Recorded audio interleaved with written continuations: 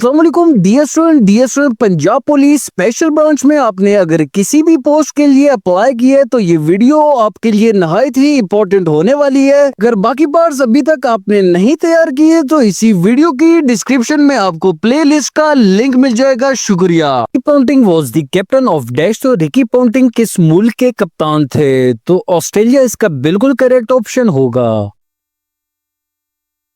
It is the capital of Tajikistan. तो Tajikistan का दारुल हुकूमत कौन सा है? तो दुशंबे इसका बिल्कुल करेक्ट ऑप्शन होगा।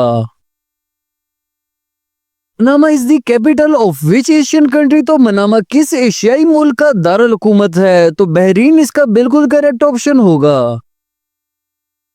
Headquarter of economic corporation organization is at dash. तो इक्तसादी ताउन तंजीम का सदर दफ्तर डैश में है। तो तेहरान इसका बिल्कुल करेक्ट ऑप्शन होगा। Which of the following sea that separates Asia from Africa? तो मंदरजा झैल में से कौन सा समंदर जो एशिया को अफ्रीका से अलग करता है? तो रेड सी इसका बिल्कुल करेक्ट ऑप्शन होगा।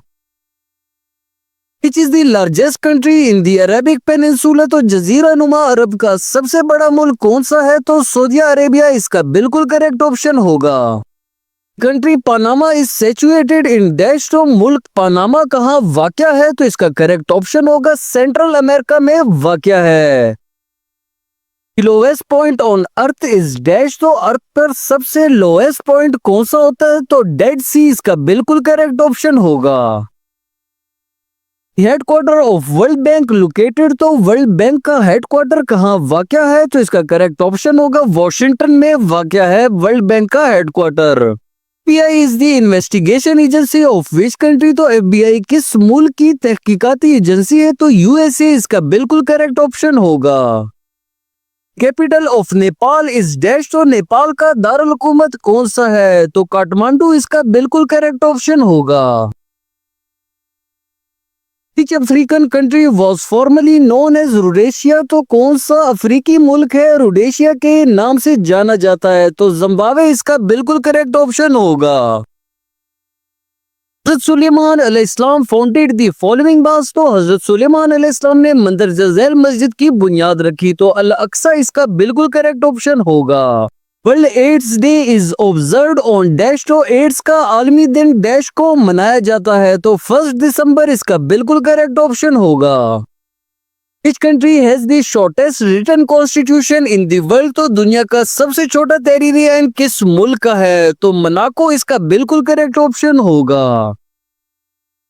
Which of the following has its headquarter in Paris? तो मंदरजा झैल में से किसका सदर दफ्तर पेरिस में है? तो यूनेस्को इसका बिल्कुल करेक्ट ऑप्शन होगा।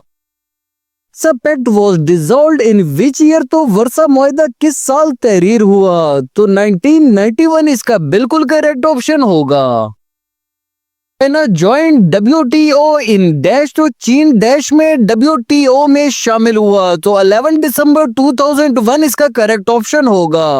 When was the UNO charter sign? तो यूएनओ के चार्टर पर दस्तखत कब हुए? तो 26 जून 1945 इसका करेक्ट ऑप्शन होगा। Blockchain technology is used in dash. तो ब्लॉकचेन टेक्नोलॉजी डैश में इस्तेमाल होती है। तो क्रिप्टो करेंसी इसका करेक्ट ऑप्शन होगा। London tower bridge is located on which river? तो लंदन टावर पुल किस दरिया पर वाक़या है? तो थीम्स रिवर इसका बिल्कुल करेक्ट ऑप्शन होगा। Oman is the capital city of which country? तो ओमान किस मुल्क का दारुल हुकूमत है? तो जॉर्डन इसका बिल्कुल करेक्ट ऑप्शन होगा। Who was the first president of USA? तो अमेरिका का पहला सदर कौन था? तो जॉर्ज वॉशिंगटन इसका बिल्कुल करेक्ट ऑप्शन होगा। Gautam Buddha was born in dash. तो गौतम बुद्ध डैश में पैदा हुए थे। तो नेपाल इसका बिल्कुल करेक्ट ऑप्शन होगा।